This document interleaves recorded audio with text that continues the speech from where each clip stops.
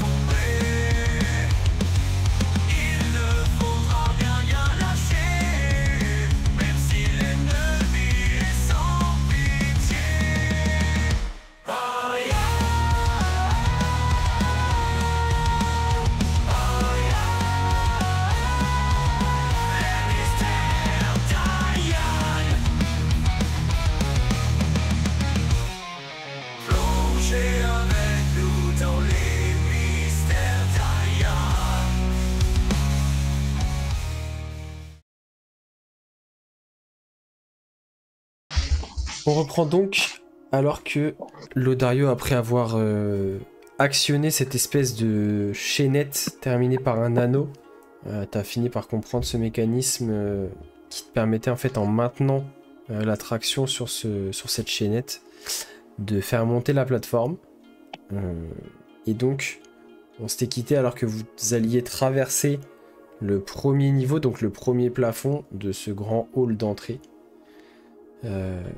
Qui était assez imposant, et de ce que vous aviez vu à l'extérieur, le bâtiment allait un petit peu en s'étrécissant sur la montée, pour se terminer par contre par une énorme coupole qui semblait presque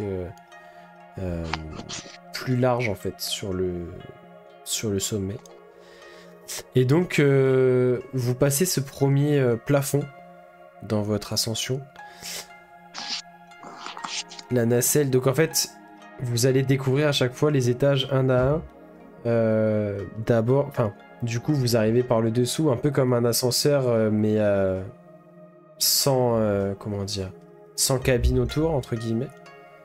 Donc, vous voyez petit à petit l'étage qui se dévoile à vous par le bas, au fur et à mesure que vous montez. Et là, les premiers étages que vous allez traverser sont des couloirs assez austères, à première vue.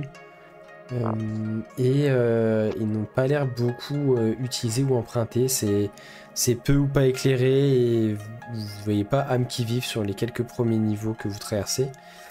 Et après Lodario, tu me dis toi en fonction des descriptions que je ferai s'il y a un moment où tu souhaites arrêter l'ascenseur ou pas, parce que du coup tant que tu maintiens la traction sur cette chaînette, l'ascenseur va continuer à monter et dès que tu relâcheras, il s'arrêtera. Et après, si tu tires dans l'autre sens, tu peux redescendre, etc. Enfin, vraiment, tu as le contrôle, comment dire, total et instantané sur votre déplacement, quoi. Yuki. Je me tourne vers Fayananma et je lui dis bon, t'as besoin que je t'accompagne jusqu'au bout ou juste que je t'amène à l'étage? C'est comme tu as envie. C'est comme tu as envie. Si je te pose la question, c'est plus comme toi tu as envie, mais d'accord, allez, on roule. On y va. Accompagne-moi, tu parles mieux que moi. Oui, alors. Oui, vas-y, si tu veux.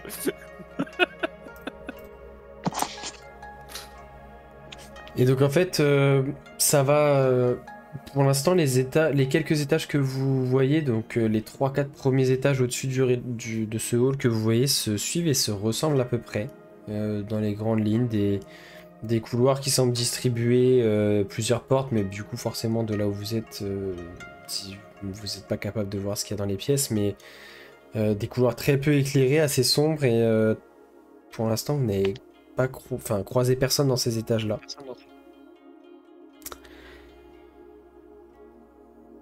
L'ascenseur continue de monter et peut-être au 6e ou 7e étage, vous avez peu à peu perdu le fil en fait, le compte au fur et à mesure de la montée, mais quelque chose comme ça.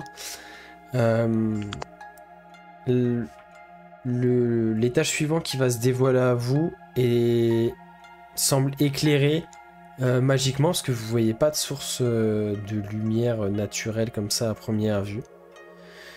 D'une lumière assez douce, et c'est le premier étage depuis que vous avez quitté le hall où vous croisez quelqu'un. Vous voyez un Kitsu. Alors vous le voyez, il est à une bonne dizaine de mètres plus loin dans le couloir, donc vous voyez pas beaucoup de détails, vous voyez juste qu'il porte une espèce de... Vous pourriez en faire la comparaison un peu avec les robes de mage que vous aviez pu voir à la tour Maotsu, même si c'est pas du tout dans les mêmes tons.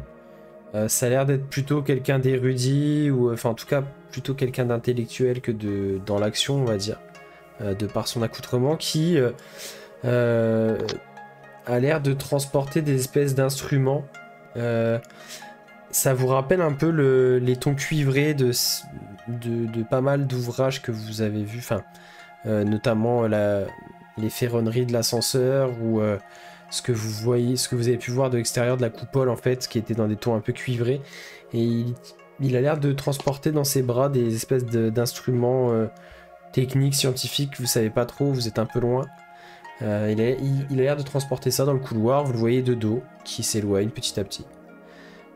Je arrête tout. Attrape-le.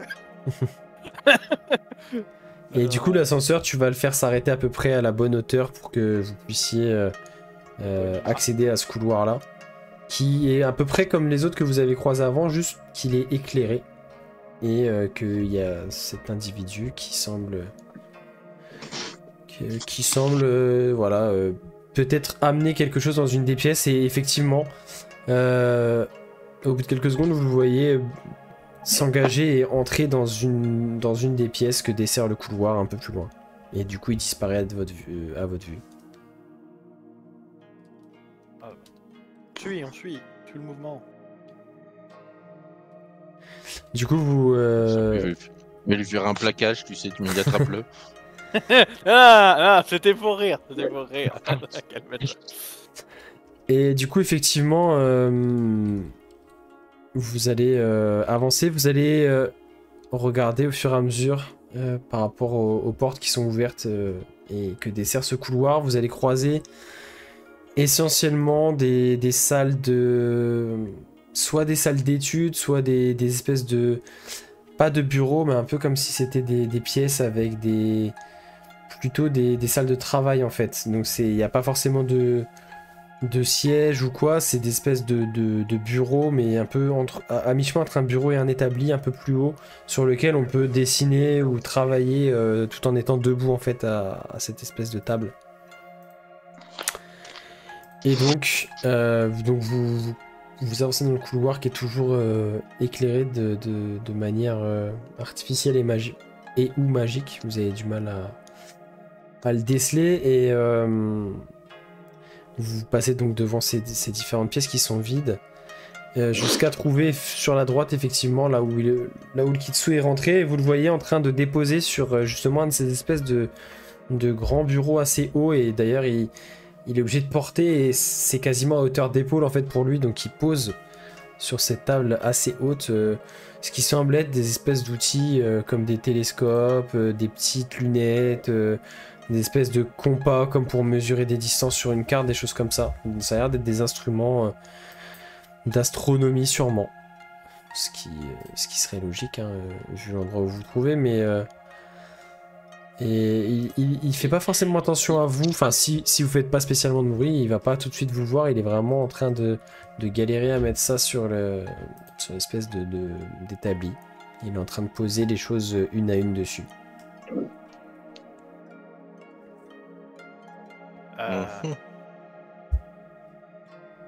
Bonjour, excusez-moi. Il se retourne du coup un petit peu surpris de vous voir et il a encore 2-3 trucs dans les mains. Vous voyez qu'il est un petit peu enfin pas encombré mais un peu gêné par ce qu'il est en train de porter. Bonjour, non, merci bien, ça va aller, je vais poser ça. Et il se retourne et il pose un peu, pas à la va-vite, mais il accélère un peu le mouvement pour poser ces instruments-là. Et mais allez-y, entrez, je vous en prie. Qu'est-ce qui vous amène dans notre observatoire? Et je manque à tous mes devoirs de politesse. Je me nomme Malao.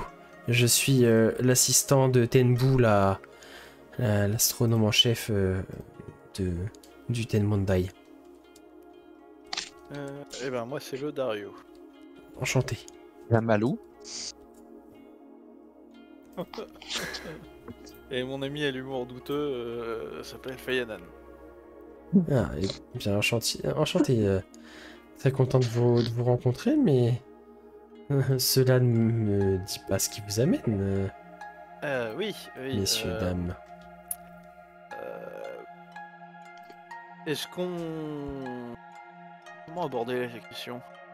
Je suppose que tu te souviens d'aucun prénom, Fayananma? Comment te dire, HRP, quelque part derrière moi dans un carton se situe mon carnet avec les notes. Donc, non, je suis désolé. D'accord, très bien, on va la faire à l'ancienne. Du coup, c'est à propos d'une expédition qu'il y a eu il y a une vingtaine d'années, peut-être trentaine. Je regarde Fayanan sans les sourcils. Dans le désert de Kambatsu. Oui, effectivement, oui, effectivement, il y a régulièrement des expéditions qui se rendent dans le désert de Kanbatsu, qui est un endroit relativement propice aux observations spécifiques sur certaines constellations qu'on ne peut observer que là-bas, effectivement. Mais c'est un endroit dangereux et... Vous appelez ça comme ça, vous? Des constellations qu'on peut observer que là-bas, effectivement.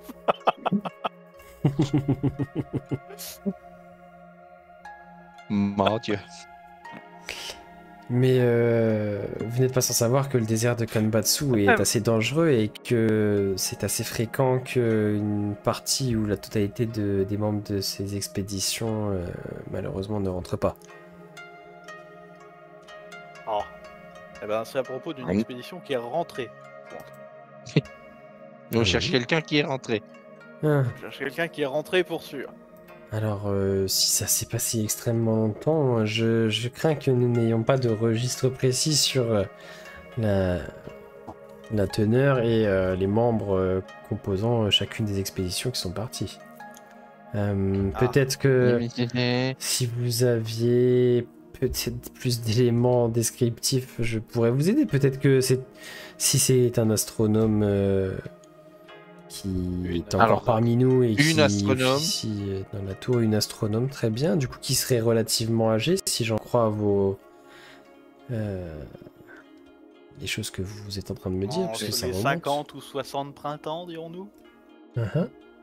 Mais elle avait un prénom, Mosano. Non, c'est pas ça. Oh, je sais plus. Oh, oui, ça réduit quand même le champ des possibilités. Malheureusement, peut-être les coups que sur la tête ont pas arrangé sa mémoire. Ah, mais peut-être que maîtresse Tenbu, l'astronome en chef de la tour, pourra vous aider. Mais vous savez, L'astronomie Ah non, justement, c'est n'attire pas. plus tant que ça ces derniers temps. Nous souffrons quelque peu d'un manque d'intérêt de la part, que ce soit de la part des autorités, mais aussi du peuple en général. Hein. Il y a très peu de nouveaux astronomes qui se découvrent une vocation, et c'est pour ça peut-être que vous avez remarqué que nos couloirs et nos salles d'études sont assez tristement vides. C'est vide. Oui.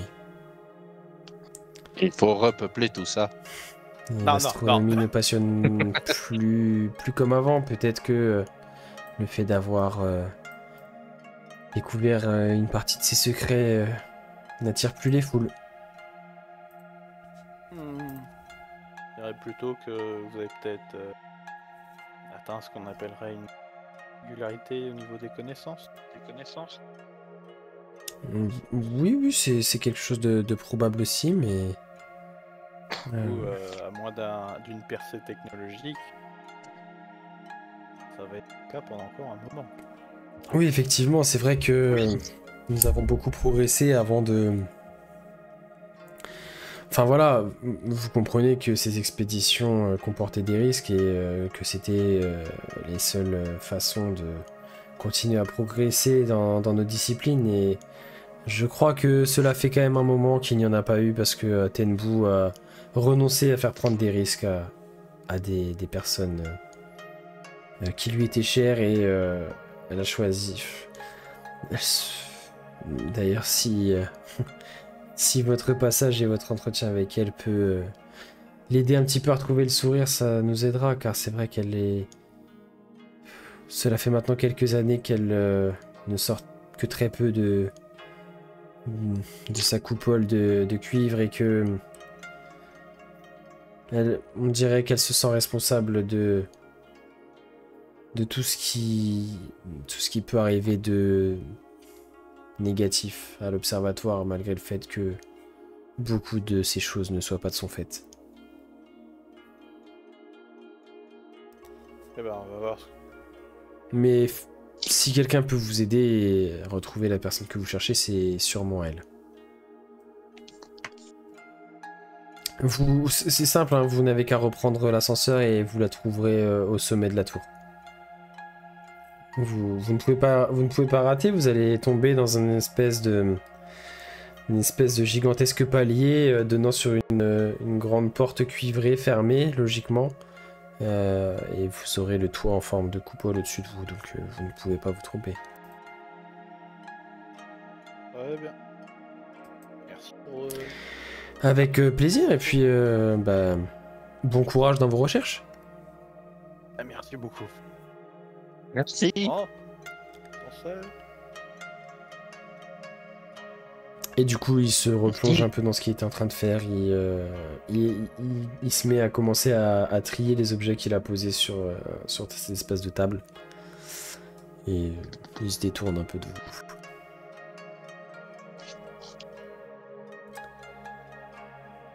Du coup, retour à l'ascenseur.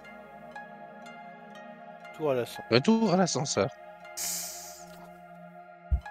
Très bien. Et même manœuvre, Lodario, tu vas pouvoir tirer sur la chaînette qui est redevenue la plus courte. En fait, à chaque fois, c'est un jeu comme un jeu de balancier. En fait, là, c'est que tu tires du coup raccourci haute, etc. Donc par analogie, tu vas retirer sur la chaînette qui était la plus courte. Hop, et l'ascenseur va se remettre à monter. Et une nouvelle fois, des couloirs pour la plupart peu ou pas éclairés, sur peut-être encore 5 ou 6 étages.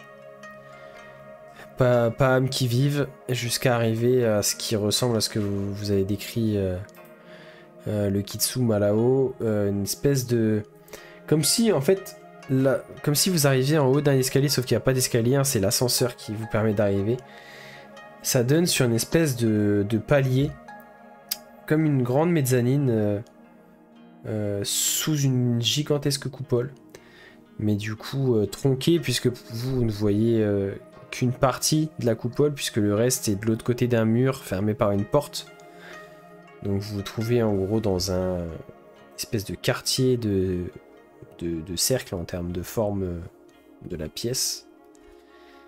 Et donc vous avez effectivement devant vous, à la sortie de l'ascenseur, quelques mètres devant vous, un mur hein, qui ferme la totalité de la largeur de la pièce, enfin de cette espèce de palier, avec une grande porte en cuivre d'un seul tenant, ornée de motifs de gravure. Alors par contre, tout est en cuivre, il n'y a pas de dorure, il n'y a pas d'argent, quelque chose comme ça, c'est vraiment juste finement gravé directement dans le cuivre, dans le cuivre de la porte qui semble assez épaisse. Et qui vous est fermé. Il y a une espèce de... alors, je sais plus c'est quoi le nom exact, mais ce qui sert de sonnette, mais en fait c'est comme un frappoir un peu, en fait on vient... il y a un truc qui pivote et qui permet comme un espèce de petit marteau inclus à la porte qui va venir frapper sur une partie renforcée pour toquer en gros. Parce qu'à première vue, vous ne voyez pas de poignée ou de choses qui vous permettraient d'ouvrir directement par vous-même la porte. Et ben on va toquer. Et donc, l'un de vous saisit cette espèce de... Alors, je sais pas comment ça se nomme exactement, mais on va dire que c'est un frappoir. Ça me paraît le plus imagé. En fait, C'est un heurtoir, ouais. Un heurtoir. Et ben, ce sera un heurtoir. Et donc, effectivement, l'un de vous saisit du heurtoir, va venir frapper quelques coups. Ça émet un son presque cristallin sur le cuivre qui résonne un petit peu. Et au bout de quelques secondes à peine, la porte s'ouvre d'elle-même vers l'intérieur d'une pièce qui se dévoile à vos yeux, qui représente la totalité du reste du cercle, enfin, en fait, puisque du coup, effectivement, la forme du bâtiment sur le sommet est circulaire et surmontée de cette coupole. Donc vous êtes dans une demi-sphère et fait d'un seul tenant. Donc c'est une pièce assez gigantesque qui a une ambiance totalement différente de ce que vous avez rencontré dans les étages d'en dessous, même du hall. C'est éclairé assez fortement d'une lumière artificielle étrange, parce qu'en fait vous voyez très clair, mais c'est comme si c'était une lumière, pas une lumière noire, mais comme s'il faisait quand même sombre dans la pièce, mais vous y voyez très bien, comme si c'était éclairé juste de façon à ce que vous puissiez voir, tout en conservant l'obscurité de la pièce. C'est assez... et d'ailleurs, même vous, vos personnages, je trouve ça assez paradoxal et assez anormal, clairement magique. Et assise à un bureau vraiment proche de... Alors du coup, à l'opposé de l'entrée, il y a la seule ouverture dans la coupole, que vous avez pu voir de l'extérieur, avec cet énorme télescope qui sort à l'extérieur, et donc la partie qui est à l'intérieur, il y a de multiples lentilles avec des espèces de petits bras articulés, vous voyez que ça bouge comme si... Et donc vous voyez une Kameshiro, donc elle est dos à vous pour l'instant, qui est en train de manipuler cette espèce de télescope, ces différents accessoires. Et il n'y a pas que ça qui vous choque, entre guillemets, ou en tout cas qui attire votre attention, c'est que un peu partout sur la paroi intérieure de la coupole... Pardon ? Elle pointe où le télescope ? C'est difficile à dire parce que vous avez pas forcément... Enfin, le fait d'être monté dans l'ascenseur, nord, etc. Sud, est, ouest. C'est difficile à estimer depuis l'intérieur. Vous n'avez pas forcément la notion d'orientation, le fait d'avoir parcouru le bâtiment et tout. Depuis, en fait, du coup, vu que c'est la seule ouverture, vous de l'intérieur, enfin, maintenant que vous êtes à l'intérieur de la coupole, t'as pas de point de vue sur l'extérieur qui pourrait t'orienter, tu vois. Ok. Mais si tu te dis que tu es dos à la porte d'entrée que vous avez franchie au départ, non pardon, si tu es face, parce que du coup vous avez traversé le hall, vous êtes monté, et du coup en gros donc du coup t'es orienté face à l'entrée qui donnait du coup plutôt sud-est, Du coup, le télescope pointe plutôt vers l'opposé, vers le nord-ouest, mais en fait, il est vraiment pas à la verticale, mais presque.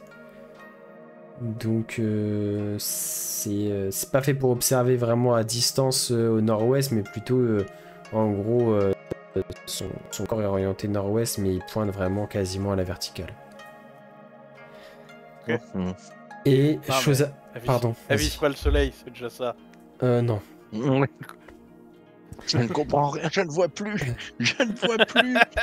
Et chose assez marquante en fait, sur les parois internes de la coupole, donc c'est cette sphère, mais que vous voyez depuis l'intérieur, cette demi-sphère du coup. La paroi interne de la coupole est parcourue d'espèces de canalisation, mais c'est comme si c'était du verre. Alors, vous êtes pas assez proche pour pouvoir juger de la matière, mais ça ressemble à du verre parce que c'est transparent. Et il y a une espèce de fluide qui semble animer toute cette machinerie et qui brille d'une lueur. Et vous vous dites, c'est peut-être ça qui produit cet étrange éclairage. Et maintenant que vous voyez ça, ça vous semble logique en fait. Cette espèce de fluide, ça vous fait vraiment penser à la lumière de la lune. Comme si on avait réussi à liquéfier, enfin, ou en tout cas à produire un fluide qui avait les propriétés physiques de la lune qui éclaire la nuit. Et c'est ce qui expliquerait cet éclairage si particulier dans la pièce, qui est obscur, mais qui en même temps vous permet de très bien voir comme un soir de pleine lune en fait. C'est assez déroutant, et donc ce fluide est en mouvement à l'intérieur de ces tubures transparentes qui sont maintenues régulièrement sur la paroi par des espèces d'anneaux de cuivre, espèces de passage en fait comme ça, où la tubulure passe. Et donc il y a un réseau assez complexe qui forcément part ou va au télescope. Les flux vont un peu dans les deux sens suivant les différentes tubulures. Et ça parcourt vraiment quasiment la totalité de la paroi interne de la coupole, et ça distribue à des appareils, voire même des meubles qui sont disposés dans la pièce, qui est vraiment assez grande. Hein. On peut s'imaginer quelque chose de quasiment, pas loin d'une vingtaine de mètres de diamètre, donc ça fait quand même une assez grande pièce. Et effectivement, en fait, donc la Kameshiro est seule dans la pièce, mais il y a des instruments qui s'orientent, se tournent, s'activent tout seuls par l'intermédiaire de ce fluide apparemment. En dehors de ça, vous avez donc quelques tables de travail, un bureau avec un espèce de fauteuil, des quantités de parchemins.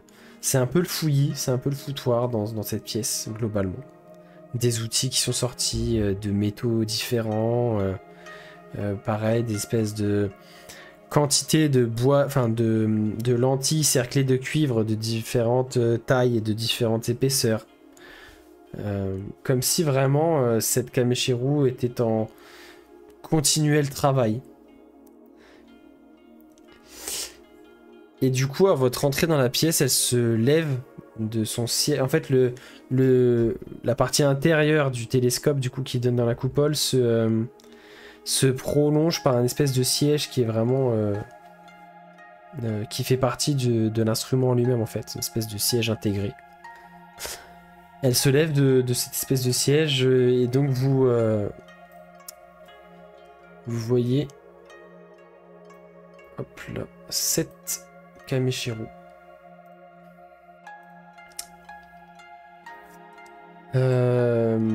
Kuroshiro, tu veux dire? Kuroshiro, pardon. Je dis oui. Je sais pas pourquoi j'ai dit Kameshiro, excusez-moi. Cette Kuroshiro, effectivement, qui... Alors, son visage trahit son âge, mais en même temps, il y a quelque chose d'étrange qui vous fait dire qu'elle est peut-être pas si vieille, parce qu'elle a un regard... Alors qu'elle a l'air fatiguée, mais pétillant de curiosité. Elle est très bien apprêtée, elle porte des vêtements assez riches. C'est assez paradoxal, tout comme beaucoup de choses que vous voyez dans la pièce. Et elle vous accueille en ouvrant les bras de manière très chaleureuse et amicale, mais d'une voix quand même assez fatiguée. Bienvenue, chers visiteurs. Cela fait vraiment longtemps que je n'ai pas accueilli qui que ce soit dans au sommet de mon observatoire, donc je vous prie de m'excuser pour tout ce désordre, mais je vous en prie, installez-vous. Et en fait, au moment où elle vous dit installez-vous, vous voyez qu'il... Vous n'avez pas forcément remarqué, mais proche des murs, il y avait des différents meubles et des chaises, des fauteuils, etc. Et c'est comme s'ils étaient expulsés du... Enfin, comme si une force les avait poussés depuis le mur, enfin, depuis la paroi interne de la coupole, vers le centre de la pièce, et ils arrivent en glissant comme ça, pour venir se positionner autour d'un espèce de bureau, auquel elle va s'asseoir, et... Je vous en prie, prenez place. Prenez place et... Dites-moi un petit peu, qu'est-ce qui vous amène à l'observatoire? Nous avons rarement des visiteurs ces derniers temps. Je pense que vous avez dû le voir en parcourant les différents étages de notre bâtiment. Mais je serais ravi de pouvoir vous renseigner. Je me nomme Tenbu Oshimori. Et je suis l'astronome en chef de notre ordre et de cette bâtisse. Votre assistant nous a conseillé de venir vous voir. Ah, vous avez croisé Malao? Oui. Effectivement, c'est un des rares astronomes qui reste encore à demeure ici. C'est vrai que nos effectifs ont grandement diminué et peut-être qu'il a pu vous en parler, mais l'astronomie ne fait vraiment plus trop l'unanimité et n'intéresse plus grand monde. Et le fait que nos travaux soient moribonds y participe malheureusement. Et vous voyez qu'elle dit ça avec une déception qu'elle ne cherche pas à masquer, mais vraiment vous voyez que c'est sa passion, que ça lui tient énormément à cœur et que ça c'est quelque chose du coup qu'elle peut pas forcément maîtriser, la perte d'intérêt et surtout le fait que cette discipline, on va dire, d'astronomie a atteint des limites et que du coup ça passionne moins parce que effectivement on découvre moins de choses et que ça entre dans une certaine routine, pardon. Donc clairement vous voyez qu'elle dit ça avec une espèce de déception et de tristesse même, qu'elle ne cherche pas forcément à masquer. Et ça expliquerait peut-être son état et le fait qu'elle soit assez isolée au sommet de sa tour et qu'elle continue à mener des travaux de son côté.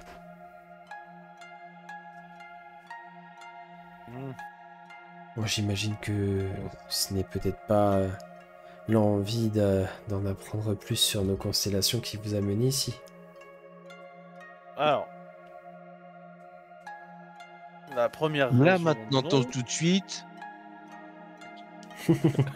La première raison, non, mais ça serait pas inintéressant. Elle esquisse un Mais, léger sourire quand tu dis ça. La poésie, a souvent utilisé l'astronomie pour faire merveille. Oh, vous êtes poète. Barde, poète, chanteur. Oh, ne soyez pas J'irais bien modeste. auteur, compositeur, interprète, mais en ce moment c'est un peu difficile. Les temps sont durs. Ne soyez pas si modeste. Je suis sûr que vous excellez dans votre domaine. La fatigue prend le pas, mais oui, sûrement. Bien, bien. Alors, allez-y. Dites-moi en quoi je pourrais vous aider. Je regarde Fayanama, bon, on va chercher à tourner Ouais, autour du oui. pot. Hein, il y a une vingtaine, trentaine d'années, j'en sais rien, t'as quel âge, Fayanama? Réelle question.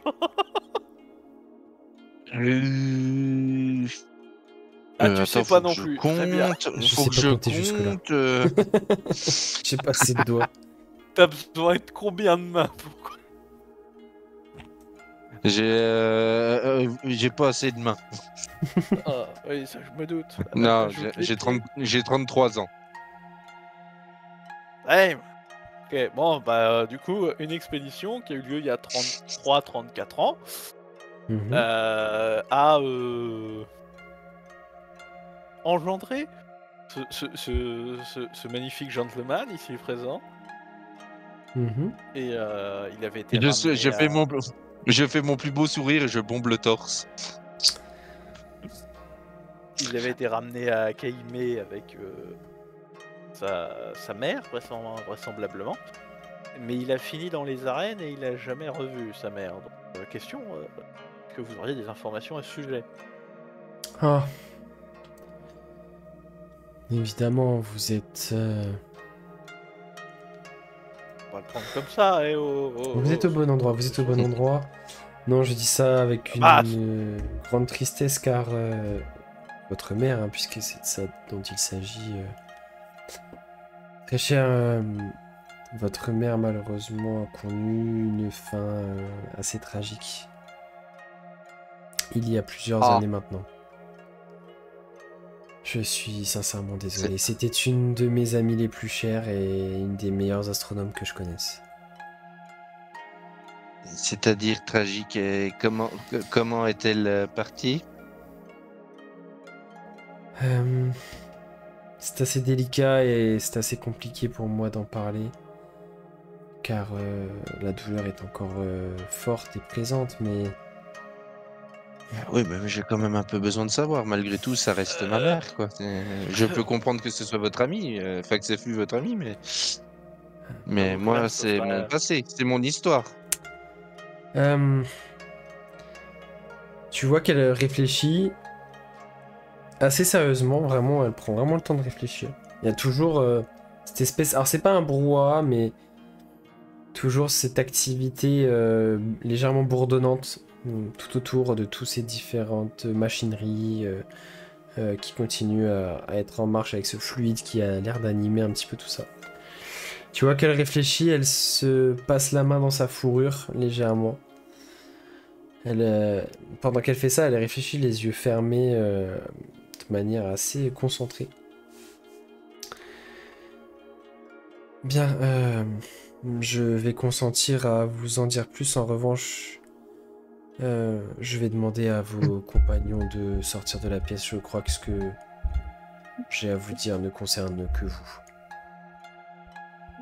Je souhaiterais, enfin, parce que là, on est tous là. Ouais. Ou il y a que moi et Lodario. Ouais. Bah, sauf si vous me dites le contraire, moi je considérais que vous restiez ensemble pour l'instant. Donc,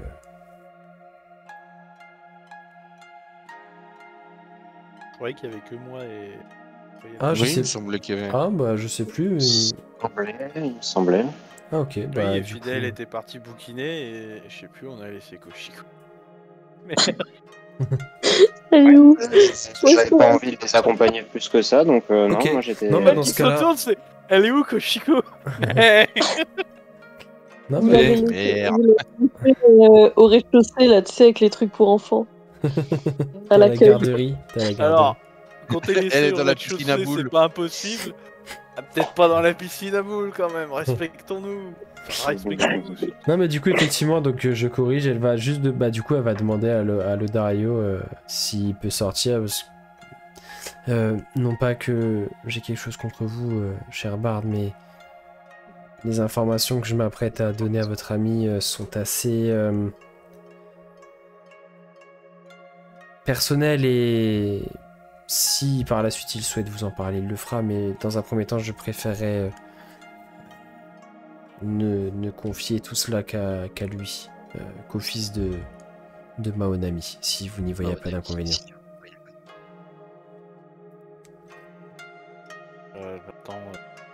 J'attends l'indication préalable. Je sors pour le moment, je te retrouve après. Vous pouvez... tu vois qu'elle va actionner une espèce de petit levier sous son bureau et il y a un des sièges en fait, comme s'il était sur une espèce de rail au sol qui va se déplacer. Et tu vois en fait que sur le côté du dossier, il y a une espèce de... comme une protubérance d'une tubulure, comme si lui aussi était parcouru de cette espèce de liquide lunaire. Et tu vois ce siège qui va se diriger sur le palier à l'extérieur, proche de l'ascenseur. Vous pouvez patienter sur le palier, je vous en prie. Je lui prends... je la regarde et je prends délicatement un des bouquins qu'il y a sur le bureau en la regardant. peux juste le temps de... Oui, bien sûr, bien sûr. Il est chez le médecin. Vous auriez pas un femme actuelle qui traîne? Et du coup, tu vas tu vas ressortir de la pièce et tu vas te rendre compte que les portes en cuivre vont se refermer, coupant complètement ce que tu pourrais entendre de l'intérieur. Et tu te retrouves donc, toi, Lodario, sur le palier, sur cette espèce de fauteuil avec ton livre. Et donc, toi, Fayananma, tu te retrouves seul avec Tenbu. Bien. Eh bien, écoutez, je pense que étant donné que vous êtes le fils d'une de mes amies les plus chères, je me dois de vous donner la vérité sans détour. Sachez que non, votre mère n'est pas morte, mais vous pouvez le considérer presque ainsi. Elle est atteinte d'un mal très grave que même moi je n'arrive pas à soigner pour l'instant. Ce qui la rend assez dangereuse et je préfère être direct et honnête avec vous.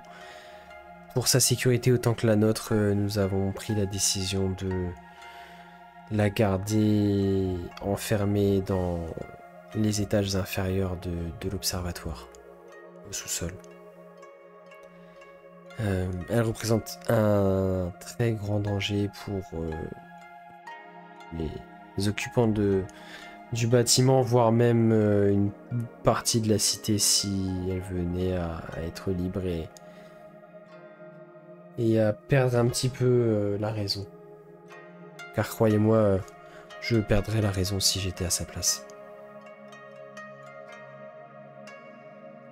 Cette décision m'a déchiré le cœur et nous l'avons faite de manière totalement pacifique et avec son propre accord. Hein.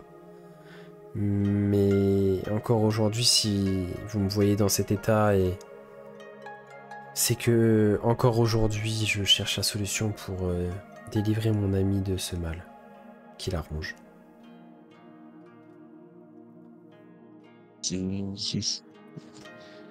Je comprends pas. Qu'est-ce qu'elle a? Elle est. C'est-à-dire, elle est comment là? Elle est. Physiquement, elle se porte plutôt bien. Nous lui apportons la nourriture qu'il faut. Elle est bien traitée, mais elle représente un danger de par cette magie qui l'habite désormais. Comment vous expliquer cela? Vous voyez cette énergie qui parcourt ces tuyaux sur les murs. Et elle te pointe du doigt, effectivement, cette espèce de fluide lunaire qui...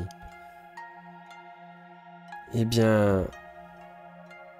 À son retour d'expédition, et alors que elle vous avait en quelque sorte perdu, puisque vous avez été fait prisonnier, esclave à la reine, Maonami s'est mise à travailler d'arrache-pied sur quelque chose qu'elle avait pu découvrir déjà lors de son passage dans le désert de Kanbatsu, et une forme d'énergie provenant de la lune, quelque chose de révolutionnaire, quelque chose qui pourrait complètement révolutionner la façon dont nous vivons et dont nous appréhendons les choses sur le continent tout entier.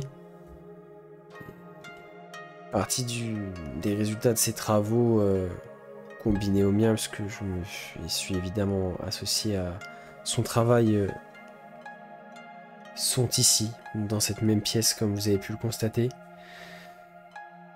Malheureusement, Maonami est allée beaucoup trop loin et malgré mes avertissements, elle s'est exposée à cette forme de magie sur elle-même, dans son propre corps. Elle en a perdu la vue. Mais là où c'est pire encore, c'est que ses yeux sont devenus une arme. Lorsqu'elle regarde quelque chose, enfin, en tout cas qu'elle tourne son regard vers quelque chose, car elle a perdu la vue dans ce malheur, Ses yeux entièrement blancs se mettent à briller d'une lueur semblable à une pleine lune brillante. Et un rayon d'énergie lunaire est propulsé depuis ses yeux et détruit tout sur son passage. C'est pour ça qu'elle doit porter un bandeau sur les yeux de manière permanente et étant donné les dégâts mentaux et moraux que cela a pu lui causer, elle m'a d'elle-même demandé de la séquestrer et de la mettre sous clé afin qu'elle ne puisse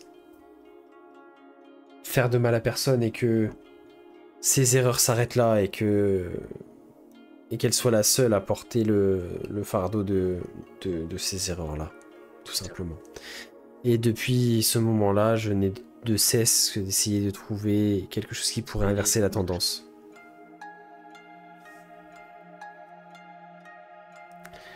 Est-ce que cela vous éclaire quelque peu? Est-ce que cette magie pourrait provenir, je sais pas, des dragons ancestraux, ou c'est vraiment quelque chose de astronomique, quoi? Oui, nos travaux portaient essentiellement sur les soirs de pleine lune et l'énergie spécifique que cela peut engendrer. Et Maonami a poussé le concept si loin qu'elle a réussi à inverser la focale de notre télescope pour, au lieu d'observer la lune, faire en sorte de capter son énergie via une prolongation de l'instrument et des choses que nous avons choisi de détruire par la suite pour éviter que cela ne puisse se reproduire. Mais effectivement, un soir de pleine lune très intense, elle s'est quasiment immolée dans un rayon lunaire, amplifié par le télescope. Je ne sais pas. Je suis entré dans la pièce au moment où elle finissait d'être percutée par cette énergie. Je ne sais quel qualificatif lui donner car d'une part elle est incroyable et quasiment infinie, mais d'autre part elle a causé un tort et des dégâts si importants.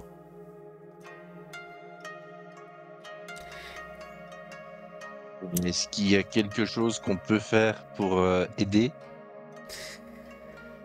Malheureusement, sans vouloir vous manquer de respect, si moi-même en plusieurs dizaines d'années de travaux, je n'ai pas encore trouvé la solution, je doute que vous puissiez la trouver rapidement, mais je suis toujours ouverte aux propositions et aux différentes aides.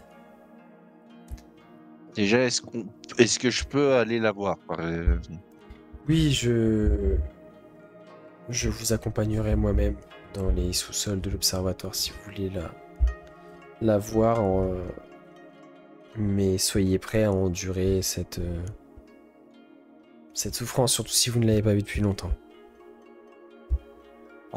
C'est surtout que techniquement, j'ai pas spécialement de souvenir d'elle, donc vous Ce pourriez sera me peut-être montrer plus simple. la femme de ménage qui passe en me disant c'est ma mère, je vous aurais cru. Hein. Je ne vous manquerai pas de respect à ce point. Maonami est mon amie la plus chère et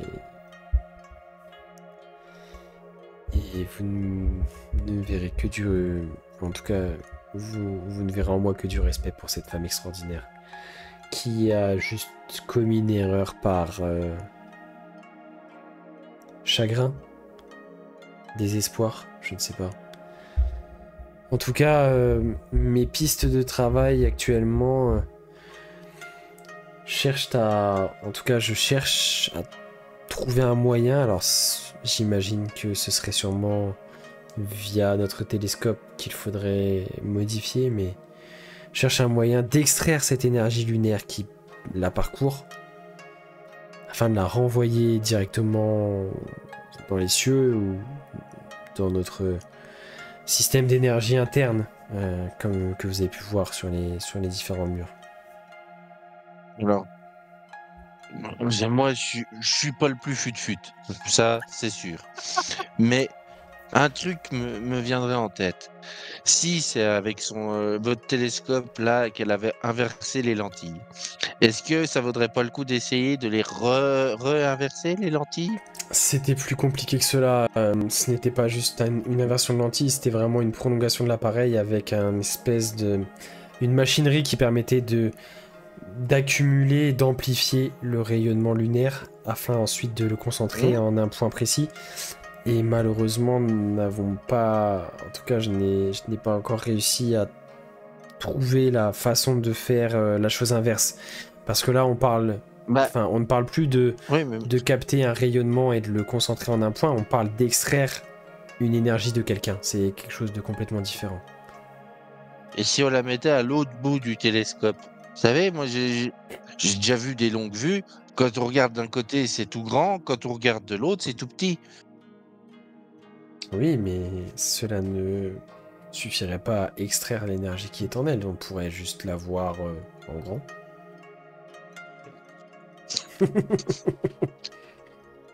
Pardon. Je suis désolé, hein, je ne veux pas me montrer... Ah oui, non, mais moi, mes connaissances hein. sont vraiment limitées. Je... Eh ben, écoutez, je vais vous laisser et je vais en parler avec mes amis qui sont bien plus intelligents, hein, oui, c'est bien le terme, mais qui auront peut-être des idées, on va dire, assez originales. Oui, bien sûr, évidemment. Je ne peux que rester ouverte à ce que vous aurez à me dire. Et si vous souhaitez aller voir votre maman, vous n'avez qu'à revenir me voir et je vous y conduirai. Eh ben, je m'incline, je vous remercie et je sors rejoindre le Dario. Et la porte va s'ouvrir au moment où tu arrives à sa hauteur. Et effectivement, tu retrouves le Dario sur le palier, assis dans un fauteuil, nonchalamment en train de feuilleter un ouvrage qui traite de l'astronomie et notamment des différences que tu peux observer dans le ciel en fonction des différentes saisons. En gros, les différences de cartes célestes, si tu préfères, pour faire assez simple. Oui. En fonction des saisonnalités. Un classique. Un classique, en fait. Oui, oui. Une fois que je le vois... Et une fois qu'il sort, la porte se referme derrière lui. Et bah, je te raconte tout ce que j'ai cru comprendre. Ma mère n'est pas morte. Bonne nouvelle. Mais ouais, après, d'après ce que j'ai pu comprendre, c'est assez compliqué. Ils ont fait une expérience avec un télescope. Et en gros, elle est imprégnée de cette énergie qu'on voit partout dans les tuyaux, là. Et elle aurait perdu la raison et elle contrôlerait pas ces pouvoirs-là. Et ils n'arrivent pas à extraire ce pouvoir d'elle.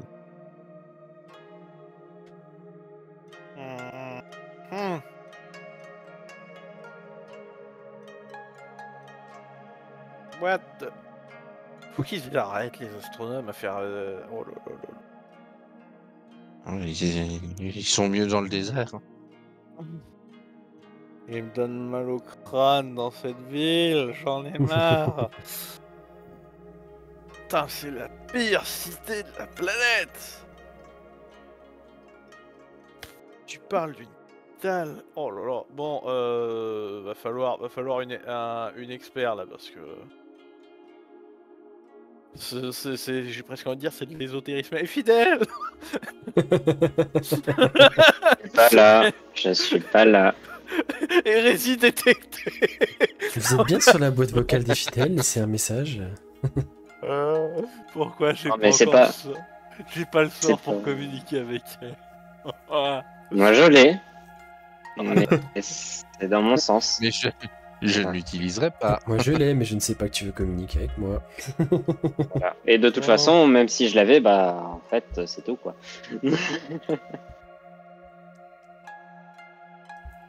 Bon.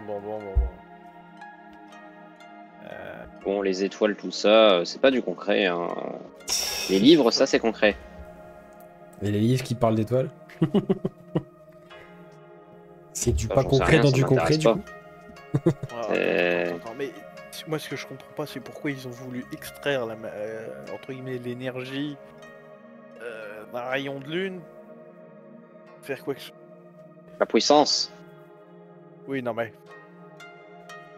Parce qu'ils pouvaient. Ah, ils ont essayé. Ils ont eu des problèmes. Et de ce que tu me dis, ils ont tout cassé derrière pour être sûr que personne ne reproduit, ce qui fait qu'il n'y a plus rien pour analyser. C'est ça qui est bon. C'est eux les meilleurs scientifiques de Caïmé? Eh ben, on est pas C'est mal, l'élite pas de mal, la hein. nation. On n'est pas rendu, on n'est pas sorti du sable, hein. Oh putain. Bon Bon. Va chercher Fidèle, débrouille-toi, je vais m'entretenir avec l'astronome en chef là. Là on a une discussion là. Tu t'arriveras à te débrouiller avec avec l'ascenseur? Oui, j'ai vu comment t'as fait, ça devrait le faire. Très bien, ouais. Je sens l'échec critique. Hmm. À casser l'ascenseur. Donc, toi, Fayanama, tu reprends l'ascenseur pour redescendre? Ouais, je vais chercher. Ok. Je vais chercher Fidèle. Lodario, toi, tu veux... Bah déjà rendre le bouquin et la chaise. Bah, en fait, au moment où tu vas te lever du fauteuil et t'approcher de la porte, elle va s'ouvrir toute seule, comme à votre arrivée, vers l'intérieur. Et le fauteuil va, comme s'il s'activait, tu sais, une espèce de truc sur le côté que tu voyais avec ce fluide-là, ça accélère à l'intérieur d'une espèce de tube et le fauteuil va, comme guidé par un rail, rentrer et venir se repositionner contre un mur, en tout cas contre une des parois extérieures de la pièce. Elle te montre négligemment une des tables sur lesquelles tu peux poser le livre. Oh, ne vous embêtez pas avec ça, cher ami. Laissez ça ici, ça ira très bien. Oh non, je vais avoir... Enfin, je pose le bouquin. Je pense que je vais avoir besoin de vous, donc là va falloir se préparer, là, ça va être sévère. Vous m'en direz tant. Bon, on a, allez, 5 heures devant nous. Va falloir m'expliquer tout ce que vous savez, tout ce bazar, parce que je pense que je me mouille pas trop à dire qu'à Gekobashi ils ont pas tenté ce genre de bêtises.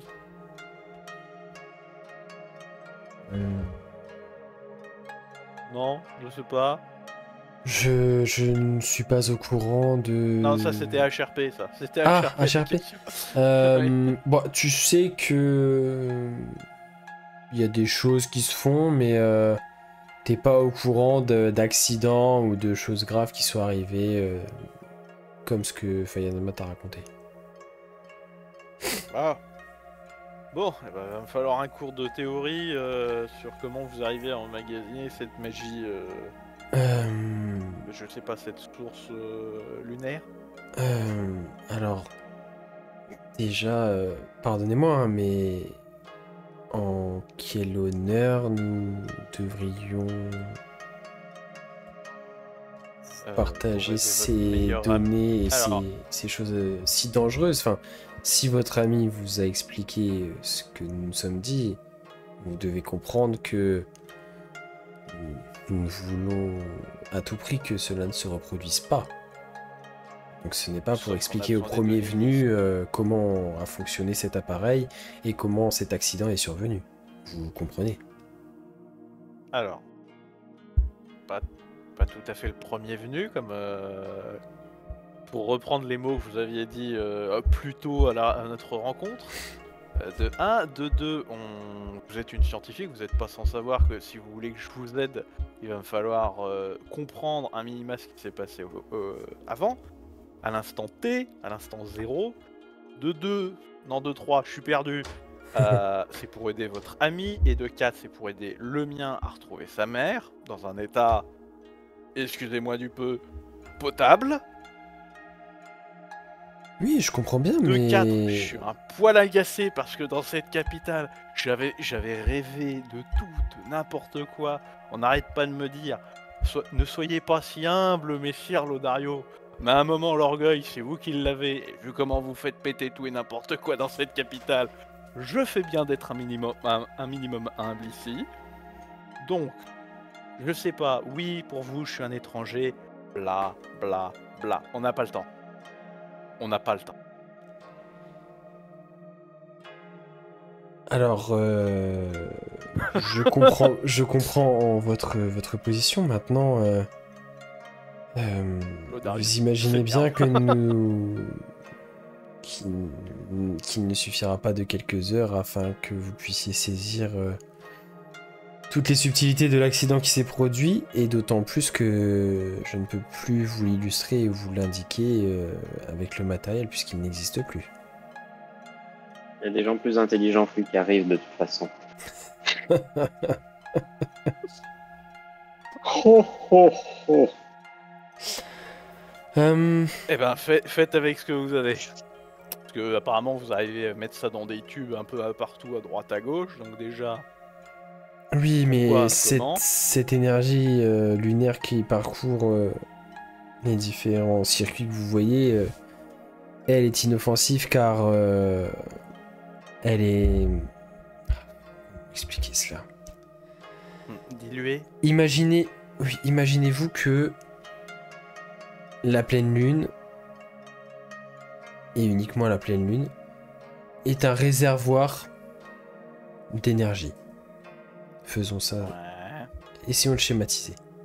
Cette énergie nous était, jusqu'alors, jusqu'à l'intervention de cet accident, inaccessible. Nous n'en avions même pas connaissance.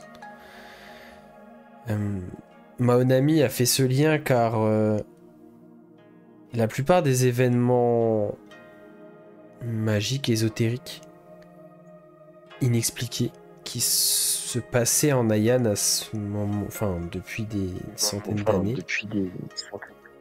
intervenaient quasi exclusivement les nuits de pleine lune. Ouais, on en a eu un. Vous êtes le groupe de personnes qui a soigné Kiyoshi? Déjà répondu jusqu'ici, la vache. Oui. Oui, c'était aussi un de mes proches étudiants, si je peux appeler ça ainsi. Tout le monde se connaît en fait ici. Mais il y a combien de Pékin? Bah écoutez, étant spécialiste d'astronomie et versé dans les travaux sur la pleine lune en particulier, évidemment qu'il est venu me trouver pour essayer de lui aussi trouver une solution à son problème. Malheureusement, étant donné que lui c'était plutôt quelque chose comme une malédiction, je n'ai pas eu les compétences, ou en tout cas pas trouvé la solution que j'aurais pu détenir qui puisse défaire cela. En tout cas pas avec les moyens à ma disposition, c'est-à-dire le mal par le mal, hein, puisque c'est de cela qu'on parle. J'utilise l'énergie lunaire principalement. Et donc pour revenir à mon explication, cette forme d'énergie, Maonami a commencé à chercher à la dompter, l'extraire de l'astre lunaire. Ce que moi j'estimais impossible.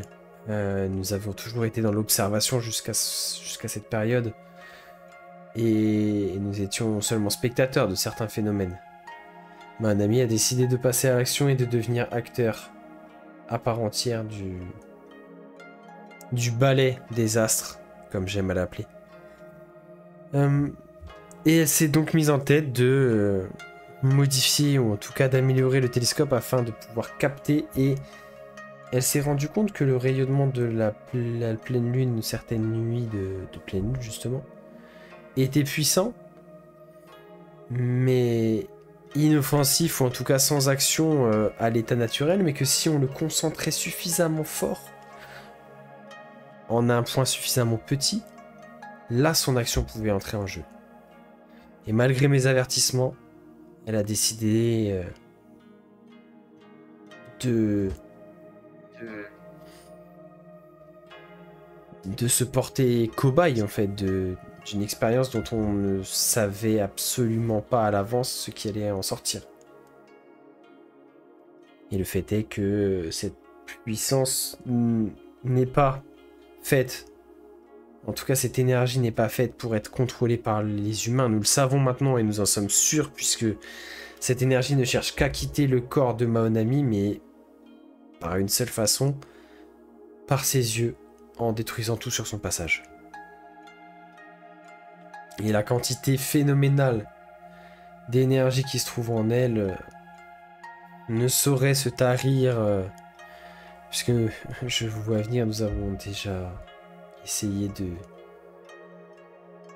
de purger cela de cette façon-là, et malheureusement c'était sans fin. Que vous dire d'autre? Qu'immédiatement après que cela est arrivé, oui, j'ai pris la responsabilité et la décision de détruire tous les travaux de Maonami, afin que personne ne puisse subir le même sort.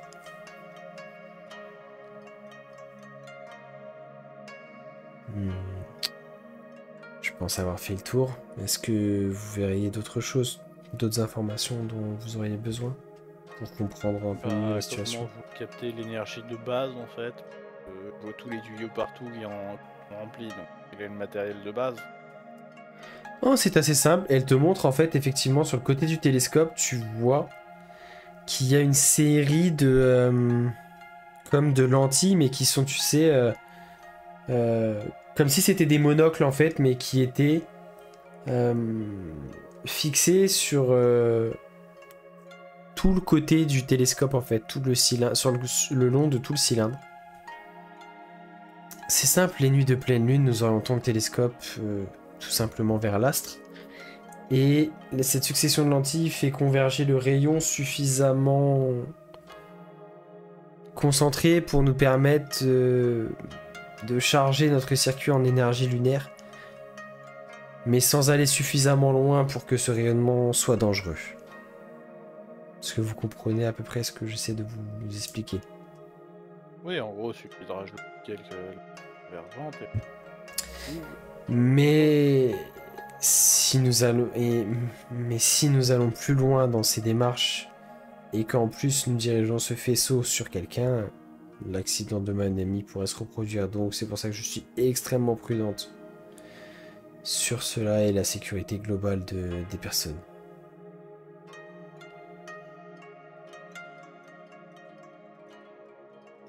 Et enfin, moi, vous la stockez comment cette énergie? Vous la concentrez dans quoi? Dans de l'eau, dans de l'alcool? Justement, c'est là toute la magie et toute la compréhension pour l'instant enfin en tout cas toute la compréhension qui nous manque sur tout cela.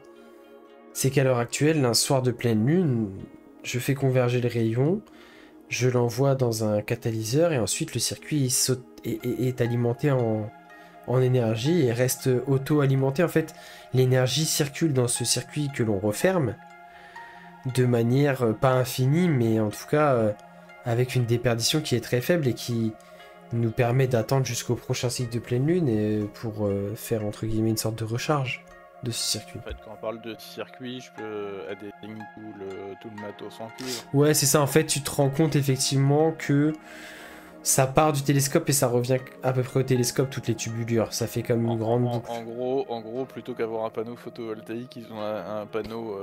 c'est un peu ça en fait, c'est vraiment... lunovoltaïque. Mais il n'y a pas de batterie, en fait, l'énergie est presque suffisante, auto-alimentée, entre guillemets, tu vois. Elle circule en continu dans ce circuit fermé, quoi. Ok, comme un système sanguin. Ouais, comme un système sanguin, presque comme de l'énergie hydroélectrique qu'on connaîtrait nous, tu vois, vraiment un cours d'eau continu et que même si là c'est pas vraiment l'écoulement du fluide qui fait créer de l'énergie, mais le fluide en lui-même HRP, est j'aime pas ta vecteur d'énergie, comparaison, mais oui. tu vois.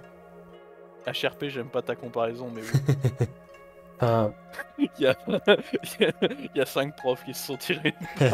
non mais à la différence près qu'effectivement Mais c'est oui. pas la circulation du fluide qui crée l'énergie, mais que c'est le fluide en lui-même qui est vecteur d'énergie et qui l'apporte dans tous les organes qui l'alimentent en fait. Comme, oui, comme le système sanguin et que en gros l'oxygène c'est l'énergie qui est contenue dans le fluide quoi. En gros, ça. Ah, j'aime pas ce point de vue-là, ça respire tous les 28 jours, quoi. J'ai pleine lune. Ouais, qu'en gros c'est ça. Mais que c'est fait vraiment à une dose qui est juste suffisante pour créer cette énergie assez extraordinaire quand même, hein.